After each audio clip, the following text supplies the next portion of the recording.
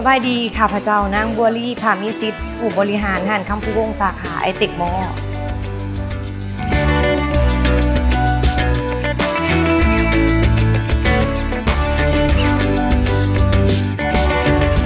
สำหรับประวัติความเป็นมาของห้านคำพูวงเนาะ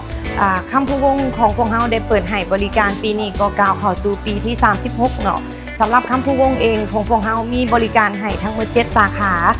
าที่1เนาะตลาดเซาเนาะสาขาที่2สาขาตลาดวังทอง450ปีเนาะสาขาที่3แมนสาขาไอเต็กสาขาที่4แมนอยู่เวียงจันทร์เซ็นเตอร์เนาะสาขาที่5แมนให้บริการอยู่ปากเซ่เนาะสาขาที่6แมนอยู่พนโฮงส่วนสาขาสุดท้ายแมนไซหยาบุรีเนาะเจ้าสำหรับสาขาไอเต็กของพวกเฮาเนาะก็เปิดให้บริการตั้งแต่วันที่15เดือน11ปี2015เนาะซึ่งเปิดพร้อมกันกับห้างไอเต็กแห่งนี้เนาะเจ้า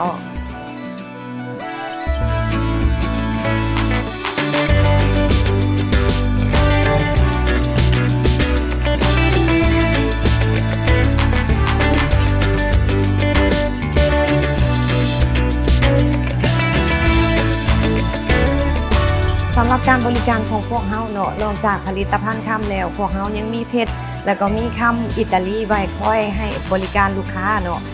สิ่งสำคัญที่สุดการบริการของห้านเฮาแม่นยึดถือคำเว้าหรือสโลแกนของห้านเฮาที่มีว่าคุณภาพและการบริการที่มาจากใจเนาะฉะนั้นให้ลูกค้ามั่นใจได้ว่าทุกๆการบริการของพวกเฮาและทุกๆสาขาจะบริการแบบเดียวกันฉะนั้นแล้วลูกค้ามั่นใจและไว้วางใจได้ว่าลูกค้าจะได้รับการบริการทุกแบบเดียวกันทุกๆสาขาเนาะสำหรับโปรโมชั่นของห้านเฮาเนาะปีนี้ก็ดังที่เรามาเนาะคำพูวงของพวกเฮาเปิดครบรอบเป็นปีที่36เนาะฉะนั้นโปรโมชั่นของพวกเฮาก็คือซื้อคำทุกๆ2สลึงจะได้รับคูปอง1ใบเพื่อซิ่งโชคเนาะทุกๆวันที่15และก็30ของเดือนเจ้า